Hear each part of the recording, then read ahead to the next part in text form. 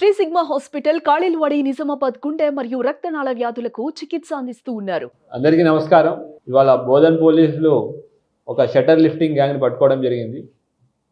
విషయానికి వస్తే 21వ తారీఖున బోధన్లో ఒక గ్యాంగ్ షట్టర్ లిఫ్టింగ్ ప్రభుత్వ ఆసుపత్రి ఎదురుగా ఉన్న బంగారు దుకాణాల్లో షట్టర్ లిఫ్ట్ చేసి దొంగతనం చేయడం జరిగింది.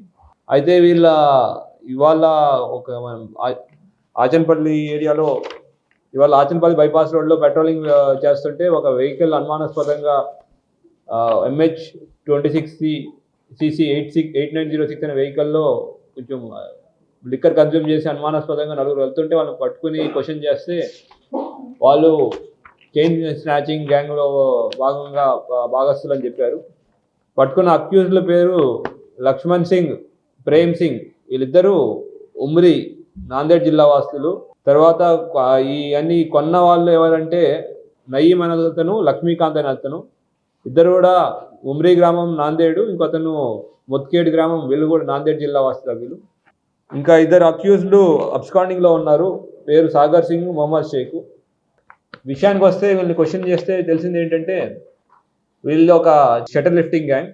వీళ్ళు ఇక్కడికి వచ్చి మన ఏరియాకి వచ్చి ఏరియాలో ఒక బైక్ని దొంగతనం చేసి షట్టర్స్ ఏవైతే ప్రాపర్గా సెంటర్ లాకింగ్ ఉండవో, జస్ట్ నార్మల్ లాక్స్ ఉన్నాయి, వాళ్ళు రికీ చేసుకుని నార్మల్ లాక్స్ ఉన్న దాన్ని విరగొట్టి చేతితో షట్టర్ లేపి లోపలికి వెళ్ళి సామాన్లు దొంగలించి మళ్ళీ ఇక్కడి నుంచి వెళ్ళిపోతారు ఇమీడియట్గా నాందేడ్కి వెళ్ళేటప్పుడు మళ్ళీ వెహికల్ చేంజ్ చేయడానికి ఈ దొంగలించిన వెహికల్ కూడా తీసుకెళ్ళి గోదావరి నదిలో పడేసేసి అక్కడి నుంచి వేరే వెహికల్లో వాళ్ళకి తెలిసిన మధ్యవర్తులకు కానీ తెలిసిన వాళ్ళకి అమ్మడం జరుగుతూ ఉంటుంది. సో అట్లానే 21వ తారీఖు లభ్యం చేయడం కూడా జరిగింది.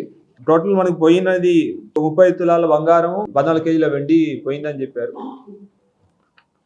ఈ ఇద్దరి ద్వారా మనం రికవరీ చేసింది 14 తులాల బంగారం, తర్వాత 6 కిలోల వెండి మనం రికవర్ చేయగలిగాం.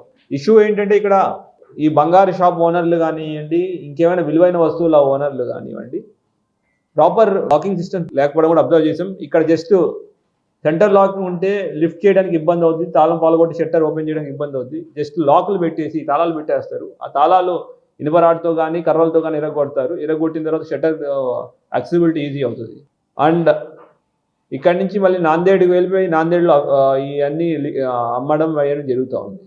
సో మన మీడియా మిత్రుల ద్వారా అందరికీ ఒక విజ్ఞప్తి, మన యొక్క ప్రాపర్టీ యొక్క సేఫ్టీ గురించి కూడా కొన్ని ప్రికాషన్స్ తీసుకోవాలి. సెంటర్ లాకింగ్ కానివ్వండి, తర్వాత అలామ్ ఉండే లాక్స్ పెట్టుకోవడం కానివ్వండి, ఎంత మనకి అమెజాన్లో 600కి 700కి దొరుకుతాయి అలామ్స్ ఉన్న లాక్స్. అట్లాంటి చిన్న మనం జాగ్రత్తలు తీసుకోవడం వల్ల దొంగలకి ఒక నెగిటివ్ ఉంటుంది.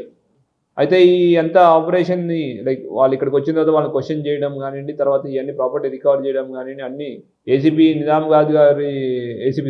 బోధన్ శ్రీనివాస్ గారి నేతృత్వంలో బోధన్ ఇన్స్పెక్టర్ వెంకటనారాయణ గారు, ఎస్ఐ మనోజ్, తర్వాత మిగతా స్టాఫ్ ఏఎస్ఐ బాబురావు గారు, కానిస్టేబుల్ రవి, మహేష్, సాయి కుమార్, అశోక్ చాలా కష్టపడి వాళ్ళ దగ్గర ఇంట్రాగేట్ చేయడం కానివ్వండి, తర్వాత పోయిన ప్రాపర్టీని రికవర్ చేయడం కానివ్వండి చేయడం జరిగింది.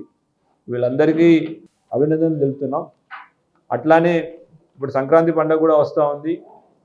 మనం ఊరికి వెళ్ళేటప్పుడు ఈ ఇంపార్టెంట్ సామాన్లు ఏమైనా ఉంటే బ్యాంక్లో లాకర్లో పెట్టుకోవడమో లేదంటే ప్రాపర్ సేఫ్టీగా పెట్టుకోవడం చేయాలి. తర్వాత లోకల్ పోలీస్ స్టేషన్లో కూడా ఇంటిమేషన్ ఇవ్వాలని కోరుకుంటాం. తర్వాత సంక్రాంతి పండుగలో ఈ చైనా మాంజా వాడడం నిషేధం.